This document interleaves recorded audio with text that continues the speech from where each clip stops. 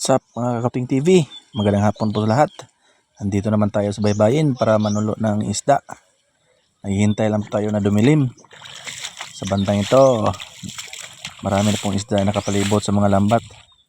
Hindi ko mabidyohan yung sarili, kaya ito na lang. 1 hour later. At pagkatapos manulo, ito na po yung kuha natin. May mga maliliit na danggit. Linisin ko lang yan para magtula tayo ng kaunti. Kasi dalawa lang kami na sa asawa ko kumain. Tapos na kumain yung bata ko.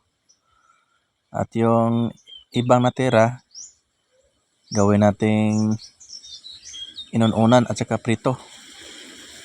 Ito lang po yung tulahin natin. Ito yan po yung mga lamas at saka malunggay.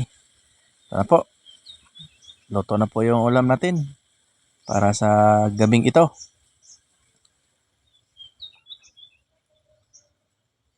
Presko na presko yung isda natin, bagong huli. Halina po mga Kakuting TV, kain na po tayo at maraming salamat sa panonood. Hanggang sa muli.